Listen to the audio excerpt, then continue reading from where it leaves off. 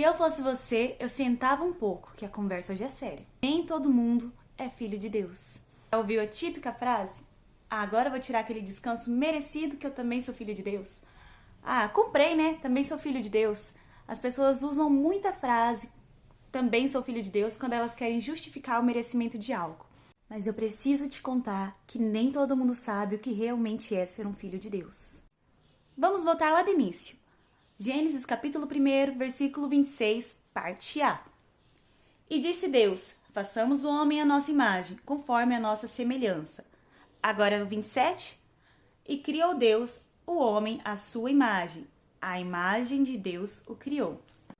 Sabe quem herda a nossa imagem e semelhança? Quem herda a nossa natureza? É o nosso filho. Aqui vemos que Deus criou o homem para ser semelhante a ele, ou seja, ele criou o homem para também seguir essa natureza de santidade. Nos criou para ser filhos. Mas chega um ponto na história, ainda lá no início, que o homem ele nega essa natureza. O homem peca. A partir do momento que o homem peca, ele não faz parte mais dessa natureza divina. Agora o homem tem a natureza com inclinação ao pecado.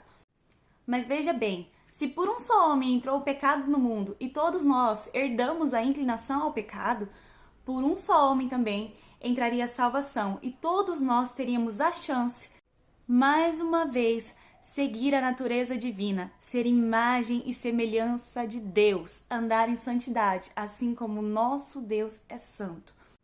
Agora, entendendo isso, você pode ler com uma visão diferente o texto de João 3,16, um dos versículos mais conhecidos da Bíblia, o texto áureo bíblico. Porque Deus amou o mundo de tal maneira que deu seu Filho unigênito para que todo aquele que nele crê não pereça, mas tenha vida eterna. Prestou atenção que não falou o seu filho primogênito, o seu filho unigênito. Então esse filho unigênito de Deus foi entregue para que todo aquele que crê não pereça. Qual o perecer que está falando aqui? Não viva sem a chance de ser filho, não viva sem a chance da salvação. Então esse versículo está falando que Jesus foi entregue para que tivéssemos ali a oportunidade de nos tornar filho. Mas tem uma regra, tem que crer.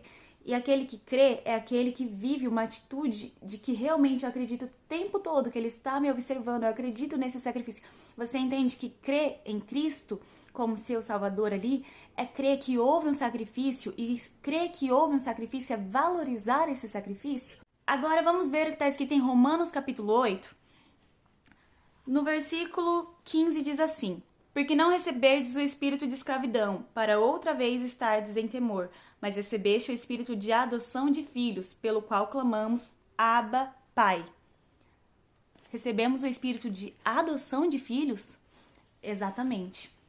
Nós, novamente, recebemos o direito de ser filhos. Agora, nós somos filhos através de Cristo Jesus, através do sacrifício de Cristo. Então, esse sacrifício nos deu mais uma vez o direito de ter comunhão com o nosso Pai. Mas eu quero que você preste atenção no versículo anterior a esse versículo. Porque todos os que são guiados pelo Espírito de Deus, esses são filhos de Deus. Lembra que eu falei lá no início que por causa do pecado nós não poderíamos ser filhos de Deus? Todo filho, ele tem a natureza do Pai. Nós, para sermos filhos de Deus, precisamos naturalmente ter a natureza da santidade. Precisamos ser santos. O que é ser santo, gente? É ser separado. A palavra santidade significa separação. Observa que não é sobre fazer acepção de pessoas, se achar melhor, achar que você vive uma parte isolada do mundo, você está neste mundo. A santidade é sobre separação do pecado.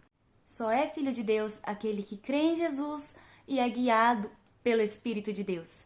Entenda, se a salvação entrou por meio de Cristo, como uma pessoa que não crê em Cristo pode ser salva?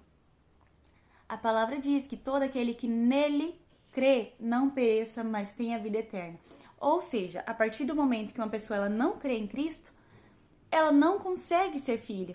Não porque Deus faça acepção de pessoas, não porque existe ali uma eliminação de algumas pessoas que Deus já escolheu que não sejam filhas de Deus, mas porque essa pessoa tem um direito de escolha e ela está escolhendo não ser filho. O direito de ser filho está aí, está disponível. Hoje você tem acesso a esse direito, você tem acesso a essa oportunidade. E se eu fosse você, eu não perderia essa oportunidade. Então, gente, esse, na minha opinião, é um dos vídeos mais importantes que vocês vão ver aqui. Porque às vezes a gente anda enganado, acreditando que a gente é filho. Ah, porque eu sou bonzinho, ah, porque eu sou legal, ah, porque um dia eu me resolvo lá. Não é assim, gente. Filho de Deus é aquele que vive conforme o seu espírito, que busca andar em santidade, aquele que crê. Se eu vivo de qualquer jeito, se eu não sigo regras, se eu não dou valor no sacrifício de Cristo e não sou guiada pelo Espírito de Deus, então eu não sou filha.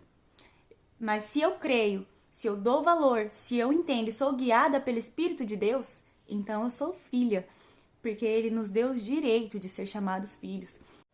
É necessário entender que todo filho, ele tem a natureza do pai e ele tem regras a cumprir, ele tem direitos e deveres. Na casa do pai existem regras. Para ter comunhão com o pai, existem regras, existem vantagens, existem renúncias. Então, para ser filhos de Deus, nós precisamos aceitar tudo, o combo completo. Não é só os benefícios do merecimento de ser filho de Deus. Precisamos aceitar as regras, precisamos aceitar as renúncias, precisamos aceitar também usufruir daquilo que Ele nos deu como presente por ser filho. Desfrute da oportunidade de ser filho de Deus.